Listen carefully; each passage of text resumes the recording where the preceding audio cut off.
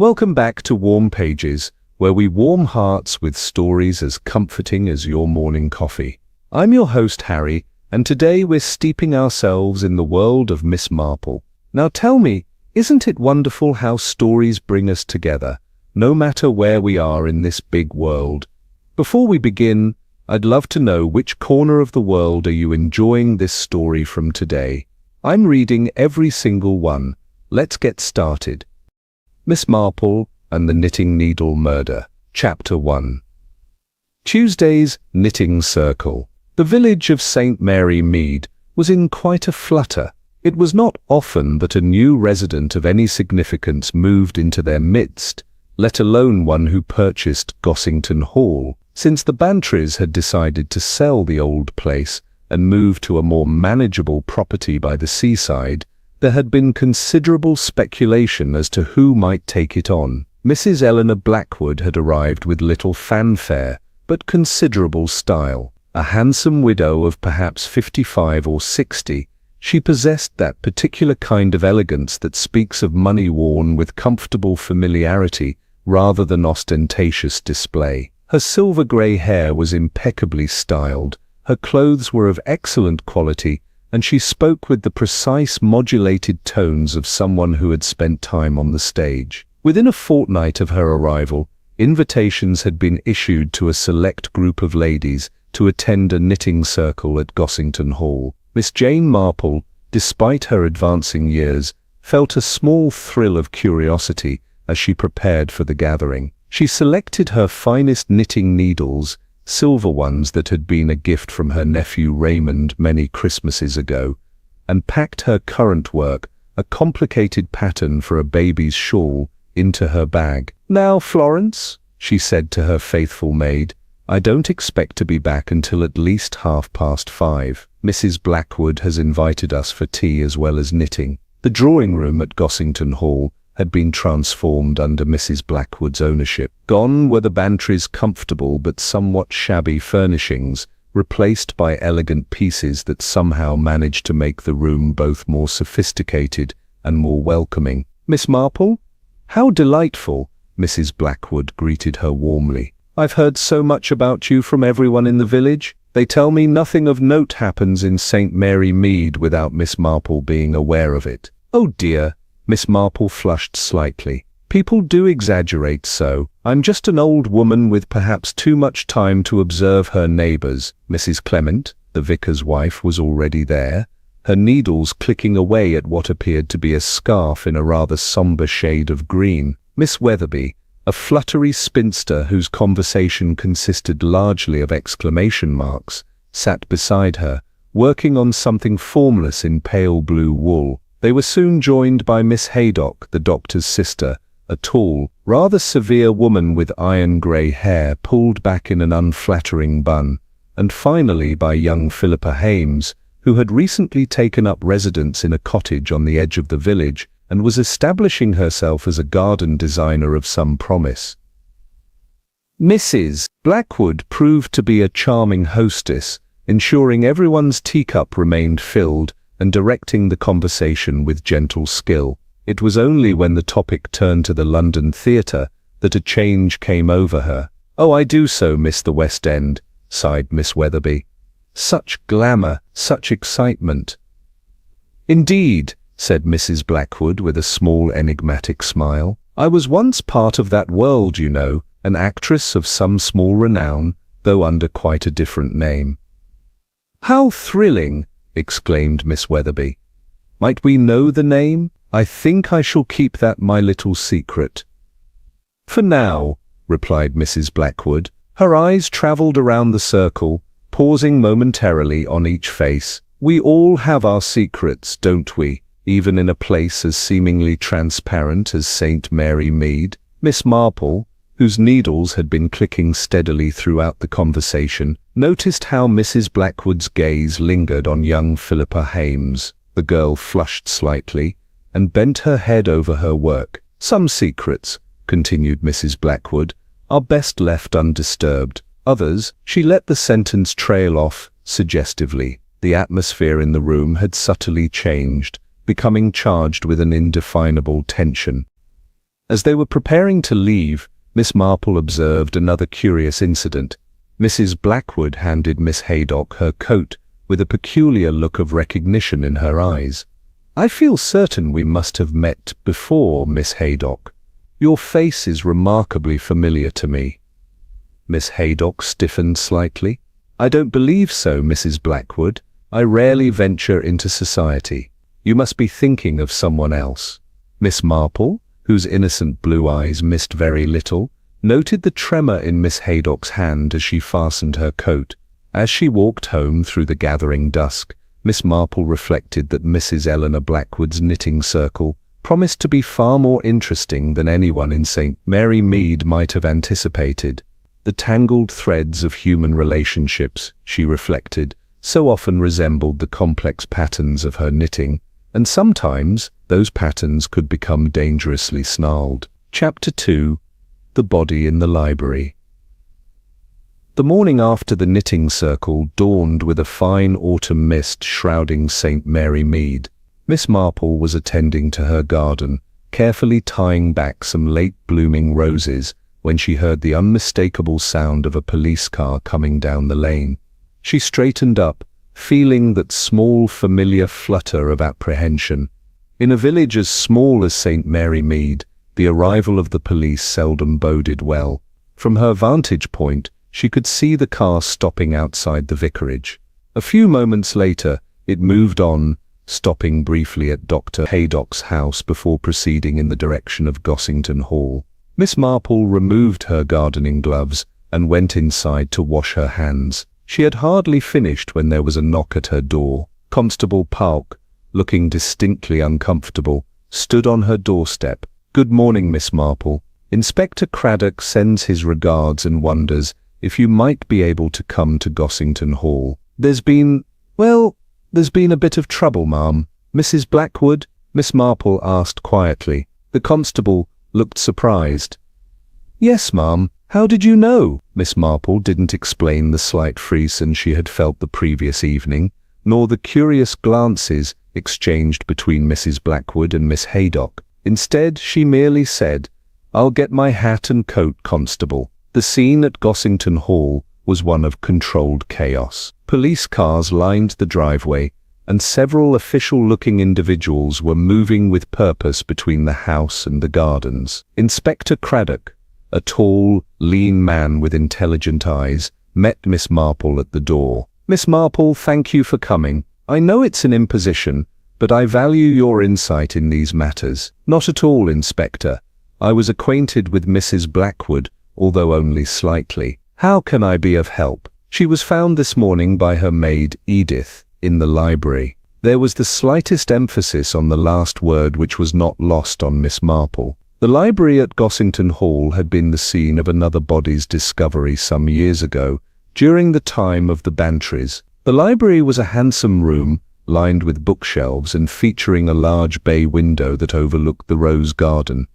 Miss Eleanor Blackwood sat in a comfortable armchair positioned near the window, her head slumped forward onto her chest. One might have thought she was merely dozing, were it not for the long silver knitting needle protruding from the base of her neck. Her knitting was still on her lap, the wool trailing down to a ball that had come to rest by her feet. "She was killed sometime last night, according to Dr. Haydock," Inspector Craddock explained. "Death would have been almost instantaneous. The needle was inserted with considerable precision into a vital spot." Miss Marple nodded gravely. Her eyes moved methodically around the room, taking in every detail. There was something not quite right about the scene, but she couldn't immediately identify what was troubling her.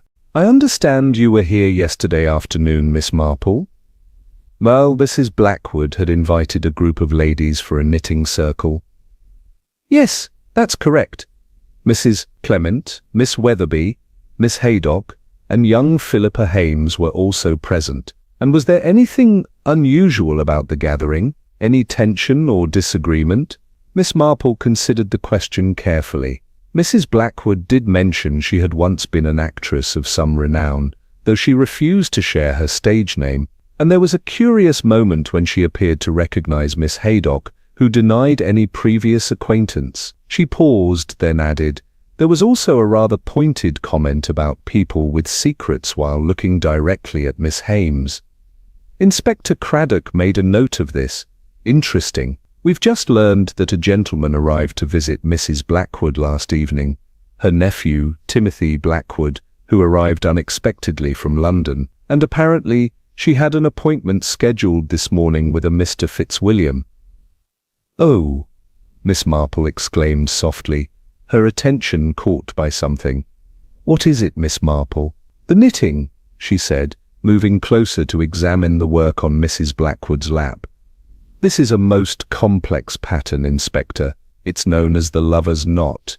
Yet yesterday Mrs. Blackwood was working on a simple scarf and mentioned that she wasn't familiar with complicated patterns. Yet this," she gestured to the intricate work, "this shows considerable skill and experience." Inspector Craddock looked interested but puzzled. "And her knitting bag," Miss Marple continued, pointing to a tapestry bag placed nearly beside the chair. "It's been arranged most meticulously. That's not at all what one would expect in a struggle or attack." The inspector bent to examine the bag. "You're suggesting the scene was arranged after her death?" "It seems possible," Miss Marple replied. "There's also," she broke off, looking more closely at Mrs. Blackwood. "She was wearing a cameo brooch yesterday, Inspector. Quite distinctive, set in silver with a dark blue background. It appears to be missing." A commotion at the door drew their attention. A young, well-dressed man in his early 30s burst into the room, his face pale with shock. "What's happened? Where's my aunt? I was told—" He stopped abruptly at the sight of Mrs. Blackwood's body, his expression a mixture of horror and disbelief. "Mr. Timothy Blackwood, I presume?" Inspector Craddock asked. "I'm afraid I must ask you to step outside, sir. This is a crime scene." As the distraught young man was led away, the inspector turned back to Miss Marple. "We'll need to question everyone who was present yesterday, as well as the staff and this nephew, and I believe the gardener had some kind of disagreement with Mrs. Blackwood about changes to the rose garden." Miss Marple nodded thoughtfully. "Inspector, there's one more thing that strikes me as odd. Mrs. Blackwood's hands." The inspector looked down at the dead woman's hands, still holding the knitting needles. "What about them? If she was knitting when she was attacked from the front, as the angle of the needle suggests, wouldn't there have been some defensive movement? Yet her hands appear perfectly positioned, as if she continued knitting even as she was being murdered." Inspector Craddock's eyes narrowed, suggesting she either knew and trusted her killer, or she was already dead when the scene was arranged. Miss Marple finished quietly. As she left Gossington Hall, Miss Marple's mind was already busy sorting through the tangled threads of this new mystery. Like a complex knitting pattern, the solution would require patience, attention to detail, and an understanding of the underlying structure, and somewhere among the stitches lay the identity of a killer. Chapter 3. Unraveling the Past. The morning following the discovery of Mrs. Blackwood's body, Miss Marple sat by her window, her knitting needles clicking rhythmically as she contemplated the events of the previous day. The village was already buzzing with the news, embellished versions of the story circulating with remarkable speed. Her telephone rang, breaking her reverie. It was Inspector Craddock. "Miss Marple, I wonder if I might call on you this morning. There have been some developments in the case." 10 minutes later, Inspector Craddock was seated in Miss Marple's parlour, accepting a cup of tea. "We've managed to establish Mrs. Blackwood's identity," he began. "She was indeed once an actress, as she claimed. Elaine Blackwood was quite well known in theatrical circles some 20 years ago." "Ah," said Miss Marple, her needles pausing momentarily. "I thought the name sounded familiar. Wasn't there some scandal? I recall reading about it in the newspapers." Inspector Craddock looked impressed. "Exactly so. She was involved with a married director, a man named Richard Hames. The affair ended abruptly when he committed suicide, leaving behind a wife and young daughter. Elaine Blackwood retired from the stage immediately afterward and has lived quietly ever since, though apparently quite comfortably. Hames, Miss Marple repeated thoughtfully. Like our young garden designer, Philippa Hames. Indeed, we're looking into whether there's any connection. Meanwhile, Miss Haydock has suddenly announced plans to return to London. Claims she's received an urgent message from a friend, though she's been rather vague about the details. Miss Marple's blue eyes sharpened with interest. Has she indeed? Most curious, considering Mrs. Blackwood seemed to recognize her.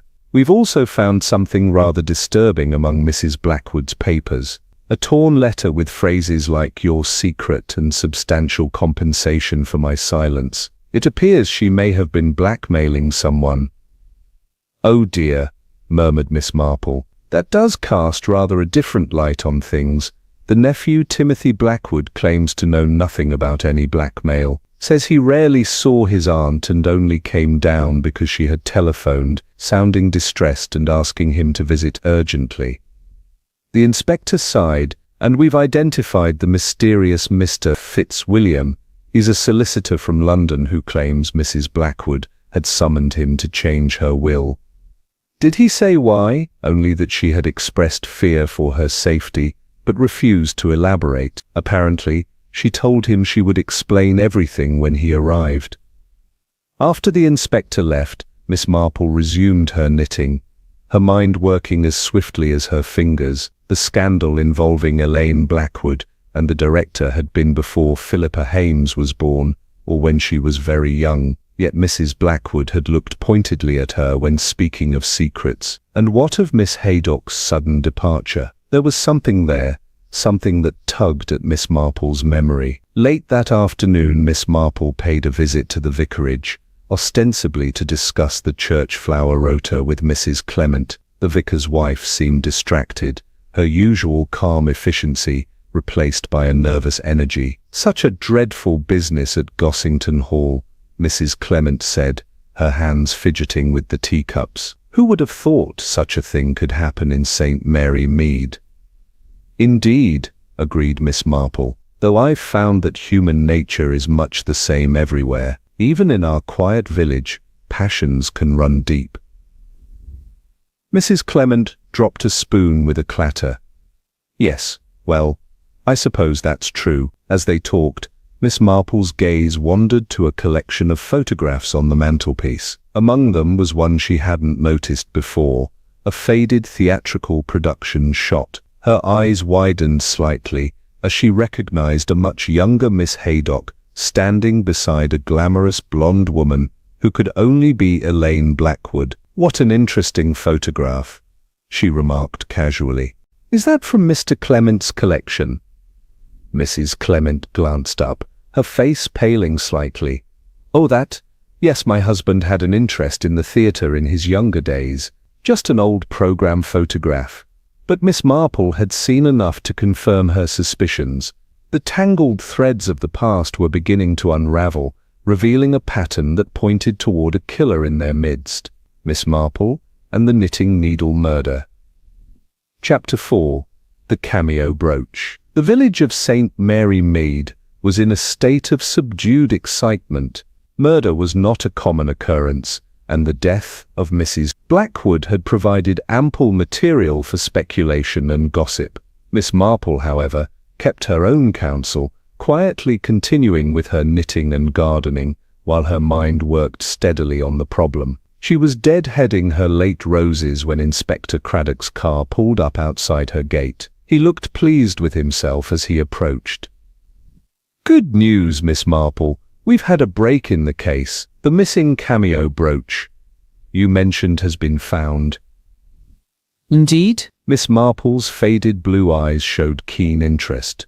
"Where was it discovered?" "In Timothy Blackwood's luggage, as he was preparing to return to London. He claims his aunt gave it to him as a gift, but given its sentimental value and the circumstances, we find that hard to believe. We've arrested him on suspicion of murder." Miss Marple frowned slightly. "That seems convenient, Inspector. You don't think he's guilty?"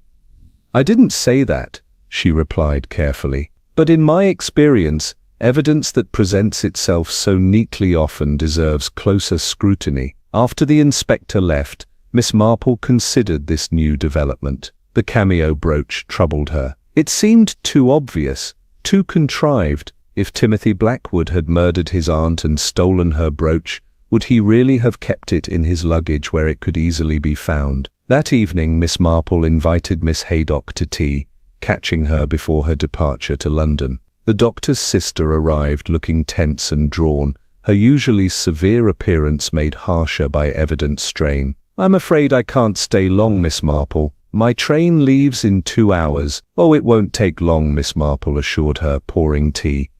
"I just thought we might have a little chat before you go, about the theatre perhaps." Miss Haydock's hand trembled, rattling her cup against its saucer. "I don't know what you mean." "I think you do," Miss Marple said gently. "I saw the photograph at the vicarage. You and Elaine Blackwood were in a production together, weren't you? That's why she recognized you." A long silence followed. Finally, Miss Haydock sighed deeply. "Yes, we knew each other. Many years ago. I was never as successful as Elaine, of course. I had small roles while she was destined for stardom. And Richard Hames, the director? Did you know him as well?" Miss Haydock's face tightened. Everyone knew Richard, brilliant, charming, and utterly immoral. What he did to Margaret was unforgivable. Margaret, his wife, she was devastated by the scandal. Disappeared afterward. I always wondered what became of her. After Miss Haydock left, Miss Marple telephoned Inspector Craddock. "Inspector, I wonder if you might join me at the vicarage tomorrow morning. I believe there's something important you should see." The following morning, Miss Marple and Inspector Craddock sat in the vicar's study, examining the theatrical photograph. The vicar had reluctantly produced it after some gentle but persistent questioning. This was taken during a production of The Lover's Knot, a rather melodramatic play that was popular in its day. Miss Marple explained, "The same name as the knitting pattern Mrs. Blackwood was working on when she died." Inspector Craddock looked puzzled. "Are you suggesting there's a connection?" "I believe so.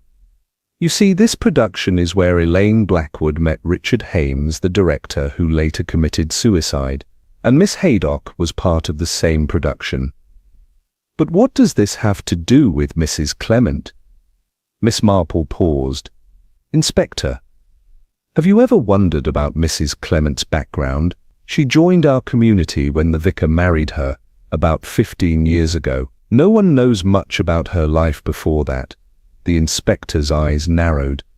"Are you suggesting—" "I'm not suggesting anything yet," Miss Marple replied, "but I think we should look more closely at young Philippa Hames as well. Her surname can hardly be a coincidence." Later that day, the village was astir with news that Timothy Blackwood had been released from custody. Inspector Craddock, acting on Miss Marple's subtle prompting, had discovered that Mrs. Blackwood had indeed given her nephew the brooch the evening before her death.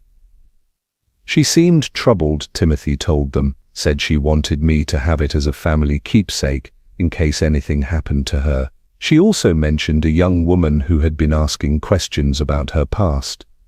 "Philippa Hames?" Miss Marple asked quietly. Timothy Blackwood nodded.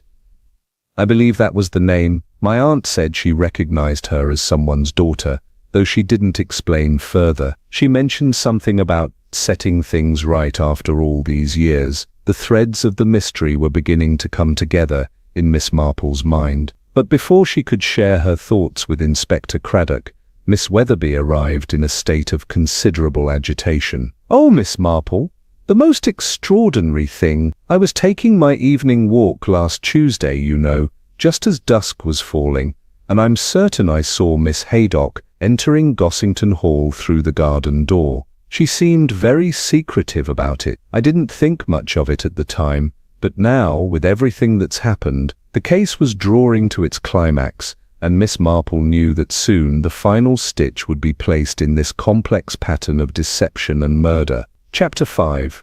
The director's daughter. The following day brought steady rain to St. Mary Mead, the kind of persistent drizzle that seeps into bones and spirits alike. Miss Marple sat in her cottage, a small fire crackling in the grate, as she waited for Inspector Craddock. Her knitting lay untouched in her lap, her mind too preoccupied with the tangled web of relationships surrounding the death of Mrs. Blackwood. The doorbell rang, and Miss Marple's maid Florence showed Inspector Craddock into the sitting room. He looked tired, raindrops glistening on his overcoat. "I've spoken with Philippa Hames," he said without preamble. "She's admitted to a connection with the case, though not to the murder." "I rather thought she might," Miss Marple murmured. "Would you care to tell me what she said?" "It's quite extraordinary. She is indeed the daughter of Richard Hames, the director, who was involved with Elaine Blackwood. She was just a child when the scandal broke, and her father committed suicide.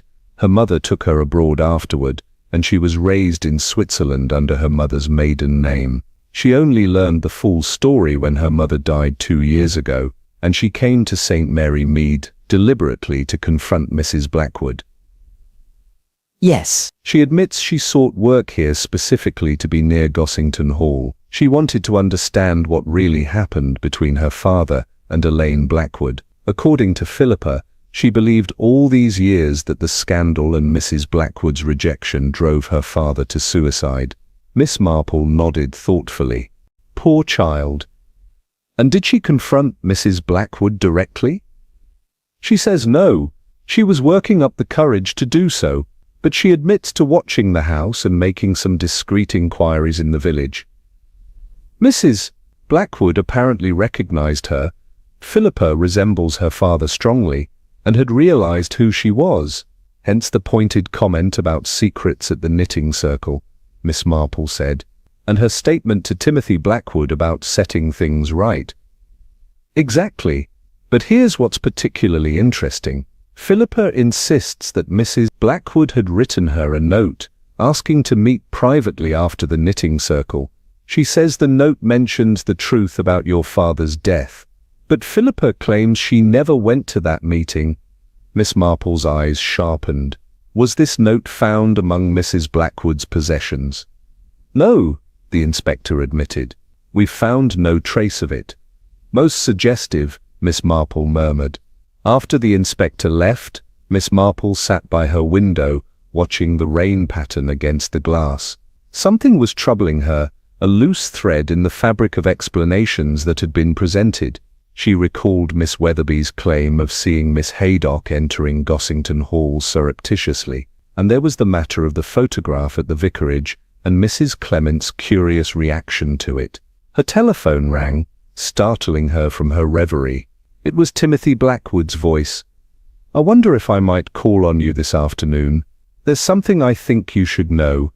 An hour later, Timothy Blackwood sat across from Miss Marple, a cup of tea cooling forgotten beside him. "My aunt spoke to me at some length the evening before she died," he explained. "She seemed deeply troubled. She said she had recognized someone from her past, 2 people, actually, and that old secrets were about to come to light." "Did she name these people?" Miss Marple asked gently. "Not directly, but she mentioned the director's daughter and the wife who disappeared. She said she had been wrong about something all these years, and that it was time to make amends." Miss Marple's needles paused. "The wife who disappeared, that would be Margaret Hames, I presume?" "I believe so. My aunt said she needed to set the record straight about what really happened 20 years ago.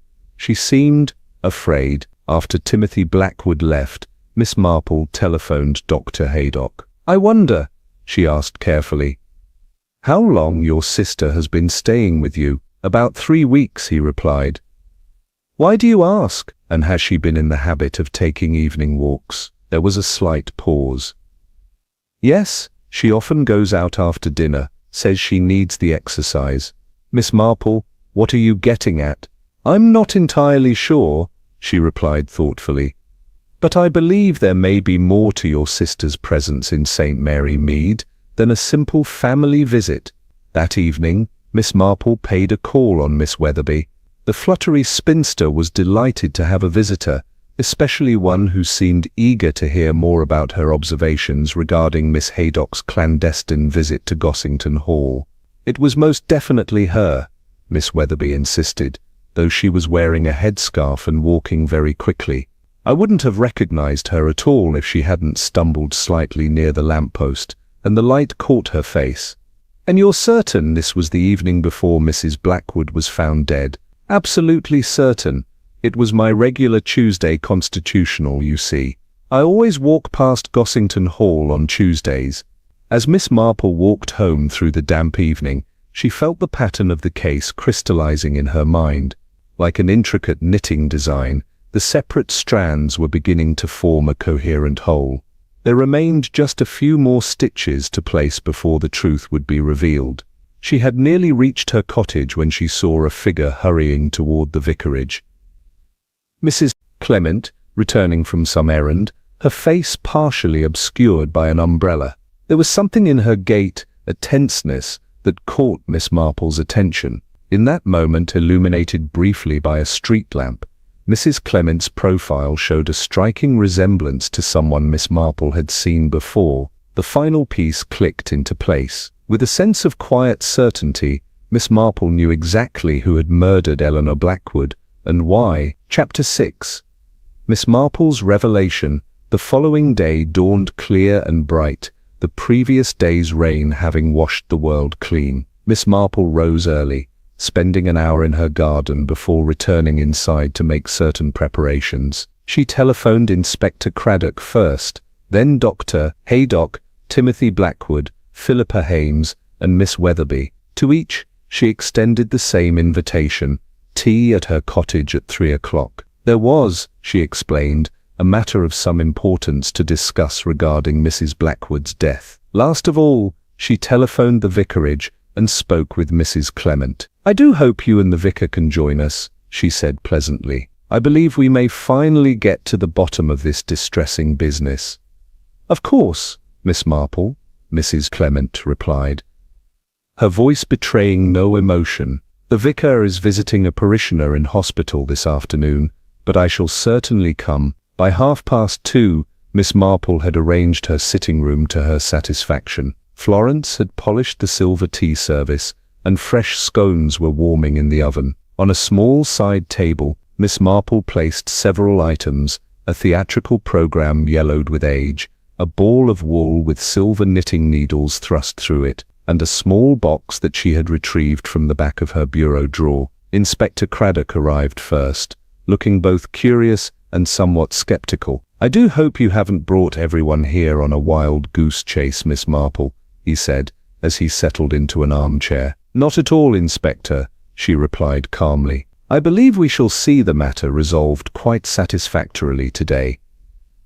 The others arrived in quick succession: Dr. Haydock, looking professionally detached; Timothy Blackwood, elegantly attired but clearly uncomfortable; Philippa Hames, her lovely young face drawn with strain; and Miss Weatherby, fluttering with excitement at being included in such a dramatic gathering. Mrs. Clement was the last to arrive, precisely at 3 o'clock. She was dressed with her usual neat propriety, but there was a tightness around her eyes that had not been there before. "How kind of you to have us all, Miss Marple," she said, taking the seat furthest from the door, her back to the window. Miss Marple poured tea with steady hands, distributing cups and offering scones with the practiced ease of a woman who had been entertaining in this fashion for decades. Only when everyone was served did she set down the teapot and regard the assembled company with her mild blue eyes. "I've asked you all here," she began, "because I believe the time has come to explain the true circumstances of Mrs. Eleanor Blackwood's death. Inspector Craddock has been most diligent in his investigation,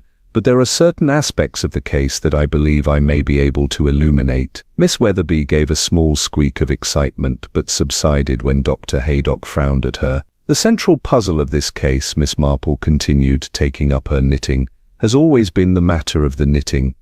You see, when Mrs. Blackwood was found dead, she was working on a complex pattern known as the lover's knot. Yet the day before, at our knitting circle, she had claimed to be unfamiliar with complex patterns and was working on a simple scarf. Her needles clicked rhythmically as she spoke, her eyes moving from face to face. This suggested to me that the scene of her death had been arranged. She was not killed while knitting, rather someone positioned her body afterward, placing the knitting in her hands to create a particular impression. But why would anyone do that? Timothy Blackwood asked.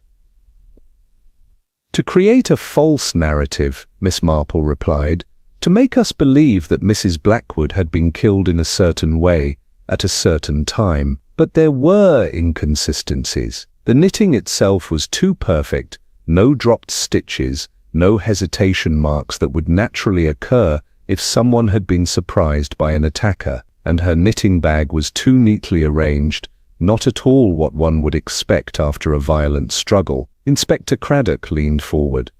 So when do you believe she was actually killed? I believe she was killed earlier in the evening before she began knitting at all, and I believe her body was arranged afterward, with the knitting placed in her hands and the needle inserted into her neck post-mortem. A murmur ran through the room.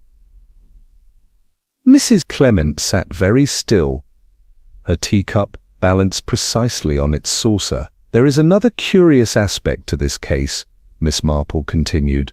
The name of the knitting pattern, The Lover's Knot. It happens to be the same name as a theatrical production from 25 years ago, in which Elaine Blackwood starred, alongside a director named Richard Hames. Philippa Hames's head jerked up at the mention of her father's name. It was during this production that Elaine Blackwood and Richard Hames began their affair, an affair that would lead to scandal, to Richard Hames's suicide, and to Elaine Blackwood's withdrawal from the stage. Miss Marple paused, her knitting needles stilling. Or at least, that is the story, as it has been told all these years. She reached for the yellowed theatrical program on the side table. This program from that production was in Mrs. Blackwood's possessions. Inspector Craddock kindly lent it to me. The cast list makes for interesting reading. Elaine Blackwood played the lead, of course, but there are two other names that caught my attention. A minor role was played by one Helen Haydock. All eyes turned to Dr. Haydock, who nodded grimly. My sister, yes, she had theatrical ambitions in her youth. She rarely speaks of it now, indeed, said Miss Marple. And there is another name here, in an even smaller role, Margaret Fitzwilliam. Mrs. Clement's teacup rattled slightly against its saucer. A common enough name, she said, her voice carefully controlled. Quite so, agreed Miss Marple pleasantly, though it becomes more interesting when one considers that Richard Hames' wife was also named Margaret, and that the solicitor Mrs. Blackwood had summoned on the day of her death was a Mr. Fitzwilliam. The room had gone very quiet. Inspector Craddock was watching Mrs. Clement intently now. I believe, Miss Marple said, her voice still gentle but with an underlying firmness, that Margaret Hames did not simply fade into obscurity after her husband's suicide and the scandal with Elaine Blackwood. I believe she changed her appearance, took her maiden name Fitzwilliam, and eventually married a respectable clergyman who knew nothing of her past. I believe she became Mrs. Clement. Mrs. Clement had gone very pale, but her expression remained composed. This is absurd, she said. I never knew Richard Hames or Elaine Blackwood. I met Miss Clement in Somerset, where I was working as a parish secretary, and yet, Miss Marple continued, as if she hadn't heard the interruption. There is a photograph in the vicarage showing a theatrical production, the very production we've been discussing. When I remarked upon it, you claimed it belonged to your husband because of his interest in the theatre. But Mr. Clement has often mentioned to me that he finds the theatre frivolous and has never had any interest in it. Mrs. Clement's lips thinned. A minor mistruth to cover an embarrassing past. I was briefly on the stage, yes, but it has nothing to do with this case. I think it has everything to do with it. Miss Marple countered. You see, when Eleanor Blackwood moved to St. Mary Mead and established herself at Gossington Hall, she recognized you, didn't she? Despite the changes in your appearance, despite the years that had passed, she knew who you really were. This is ridiculous, Mrs. Clement said, but her voice lacked conviction. And then there is the matter of the cameo brooch, Miss Marple continued relentlessly. The brooch that Mrs. Blackwood wore to our knitting circle and that later went missing from her body, a brooch with a distinctive dark blue background, set in silver. She opened the small box from the side table and withdrew a cameo brooch exactly matching that description. This brooch was found in the vicarage garden, Inspector, beneath Mrs. Clement's sitting room window. My maid's young nephew was playing there yesterday and found it half buried in the soil. Inspector Craddock took the brooch, examining it closely. This certainly appears to match the description of Mrs. Blackwood's missing brooch. It was not Mrs. Blackwood's brooch originally, Miss Marple said quietly. It belonged to Margaret Hames, a gift from her husband Richard, which he later gave to Elaine Blackwood during their affair. When Mrs. Blackwood wore it to our knitting circle, she was sending a clear message to Mrs. Clement, a message that she knew her true identity. The room had grown so still that the ticking of Miss Marple's clock seemed thunderous. Then Mrs. Clement drew a long, shuddering breath. "He gave it to her," she said, her voice barely audible. "My husband gave her my brooch. I had thought it lost when I saw it around her neck at the knitting circle. After all these years," her voice trailed off, her eyes fixed on some distant point. "Mrs. Clement," Inspector Craddock said carefully, "are you admitting that you were once Margaret Hames?" A strange smile touched Mrs. Clement's lips. "Yes, Inspector. I was Margaret Hames, wife of the brilliant Richard Hames, who fell under the spell of that woman." She nodded toward the theatrical program. "Elaine Blackwood, the great actress, the seductress." "But your husband committed suicide," Philippa Hames said, her voice trembling. "After the scandal with Mrs. Blackwood." Mrs. Clement turned to look at the young woman, really seeing her for the first time. "You're Richard's daughter," she said softly. "You have his eyes." "Yes," Philippa replied. "I came here to confront Mrs. Blackwood, to understand what happened between her and my father." "She didn't drive him to suicide," Mrs. Clement said, her voice suddenly stronger. "That was never true." A shocked silence fell over the room. "What do you mean?" Philippa asked at last. Miss Marple's knitting needles clicked softly as Mrs. Clement seemed to gather herself. "Richard didn't kill himself," she said. "I killed him," gasps echoed around the room. Inspector Craddock half rose from his chair. "I found them together," Mrs. Clement continued, her voice oddly detached. "In our home, in our bed. I had suspected for weeks, but seeing them, something broke inside me. There was a paperweight on the bedside table, heavy crystal. I picked it up and I struck him. Just once, but it was enough." "And Elaine Blackwood?" Inspector Craddock asked quietly. "She ran, fled the house half-dressed, terrified. I arranged Richard's body afterward, made it look like suicide, left a note in his handwriting. I had always been able to imitate it perfectly. Everyone believed it. The scandal with Elaine was already public knowledge. It made the suicide story more plausible." Miss Marple nodded. "And Elaine Blackwood left the stage immediately afterward, living quietly under her married name, which few people knew, until she came here," Mrs. Clement said, "to a St. Mary Mead, to my village, to my life, wearing my brooch." "She recognized you," Miss Marple said, "just as you recognized her, and she threatened to reveal the truth about your husband's death. She said it was time to set things right," Mrs. Clement said bitterly. "After 25 years, she suddenly developed a conscience. She said she was going to tell Philippa the truth and go to the police. She would have ruined everything, my marriage, my life here, everything I've built." "So you killed her?" Inspector Craddock said. "It wasn't a question. I went to Gossington Hall that evening. I told my husband I was visiting a sick parishioner. Mrs. Blackwood was waiting for me. She had the audacity to offer me tea, as if we were old friends catching up.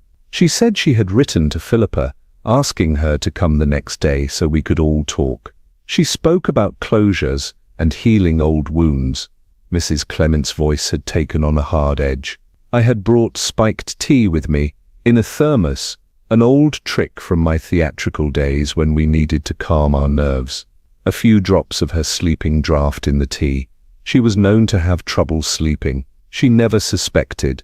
When she became drowsy, I took her silver knitting needle, and she made a quick, decisive gesture with her hand. And then you arranged the scene, Miss Marple said.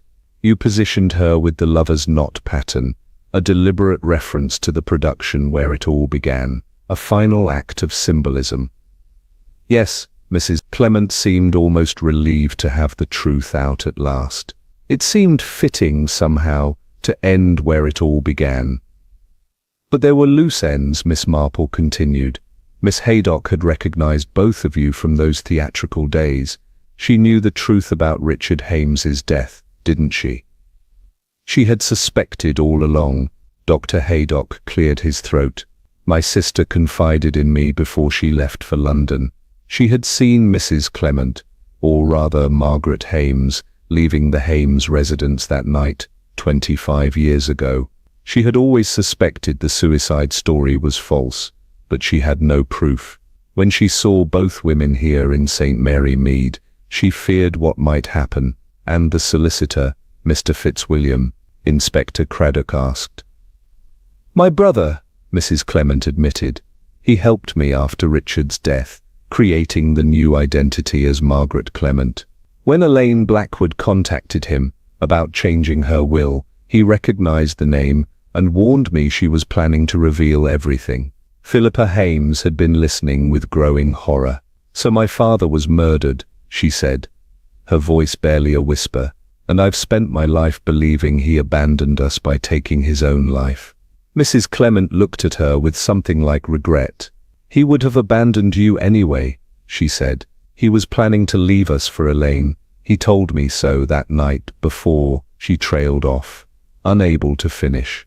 Inspector Craddock stood and formally cautioned Mrs. Clement, who received the warning with remarkable composure. As he prepared to escort her from the cottage, she paused by Philippa Hames's chair. I am sorry, she said quietly, not for what I did to your father. He betrayed me completely.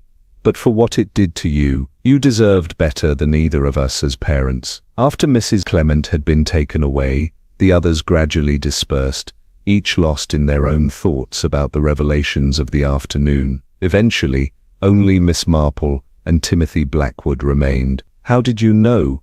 He asked, watching as she calmly resumed her knitting. When did you first suspect Mrs. Clement? There were several small indicators, Miss Marple replied. Her reaction to the photograph was one. The missing brooch was another. She couldn't bear to see Elaine Blackwood wearing it, a constant reminder of her husband's betrayal. But what convinced me was her alibi for the night of the murder. She claimed to have been visiting a sick parishioner, but Miss Weatherby saw her near Gossington Hall.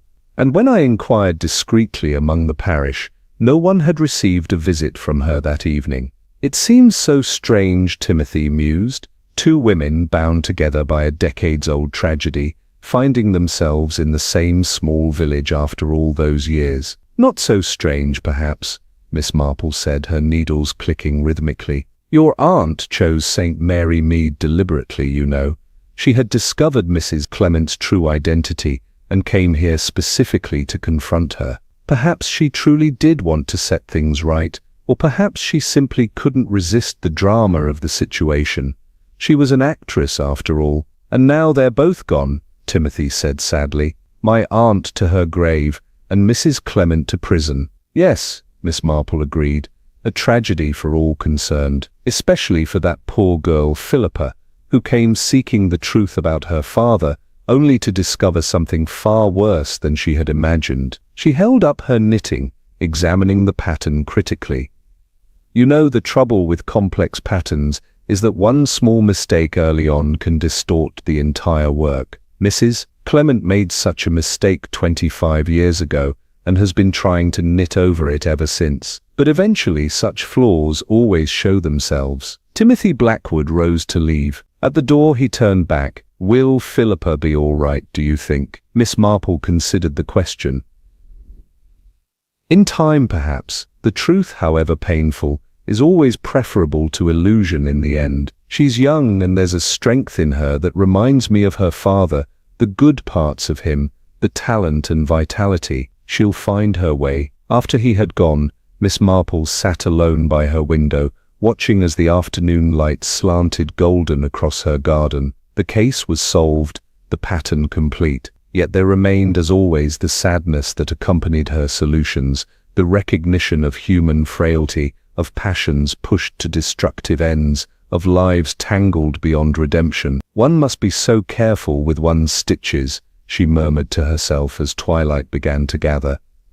For once a pattern is set, it's very difficult to unravel without destroying the whole work. Her knitting needles continued their steady rhythm as darkness fell over St. Mary Mead, a village that would soon return to its usual tranquility, the ripples from Eleanor Blackwood's death gradually fading until they became just another tale to be whispered over teacups, another lesson in the endless complexity of human nature that Miss Marple understood so well. The end.